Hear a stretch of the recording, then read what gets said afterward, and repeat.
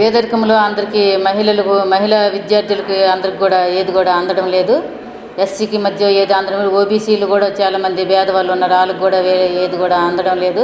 పేదవాళ్ళకి అన్ని పెన్షన్లు కూడా వీలున్న మట్టుగా పేదవాళ్ళందరికీ వీలున్న మట్టుగా పెన్షన్లు చేయడానికి ట్రై చేస్తున్నాను. ఇంకా కొంతమందికి అవ్వాల్సి ఉంది, వాళ్ళకి కూడా అవ్వడానికి నేను ట్రై చేస్తున్నాను. ఎందుకంటే ఈ గొసని బ్లాక్ చాలా మంచి బ్లాకు, ఇది చాలా చక్కగా పనిచేసుకొని వెళ్ళిపోతుంది. సమితి నెంబర్తో సర్పంచులతో నేను అందరితో కూడా సమానంగా వాళ్ళకి కూడా ఎంకరేజ్ చేసుకొని నేను గొసని బ్లాక్లోన వెళ్తున్నాను. చైర్మన్ అయినప్పుడు కూడా అందరికి కూడా ఇల్లు కూడా పేదవాళ్ళకి ఇల్లు కూడా తేడానికి ట్రై చేస్తున్నాను. పంచాయతీరాజ్కి నేను కోచింగ్ చేస్తాను. ఎలాగైనా సరే పేదవాళ్ళందరికీ కూడా ఇల్లు అవ్వాలని నేను పంచాయతీరాజ్కి చెప్తాను. తాగునీటి కోసం మాత్రం అన్ని పంచాయతీల్లోనూ గొప్ప ప్రాబ్లం అవుతుంది.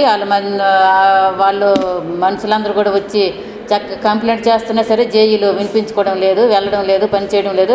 అది ఎలాగైనా మట్టుగా వీలున్న మట్టుగా పని అవ్వాలని నేను చూస్తున్నాను. అదొకటి.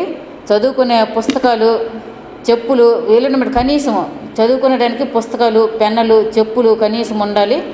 ఎలాగైనా సరే ఇది ఎస్సీ పిల్లలకి, ఎస్టీ పిల్లలకి అందరికి కూడా ఇది చాలా అవసరము. ఇది పంచాయతీరాజ్లో నేను అడగాలని అనుకుంటున్నాను. పంచాయతీరాజ్కి ఎలాగైనా మీరు చెప్పేసి అది మాత్రం ఎలాగైనా సరే అరేంజ్మెంట్ చేస్తారని నేను కోరుకుంటున్నాను. ఇదే చెప్పదలుచుకున్నాను. ధన్యవాదాలు.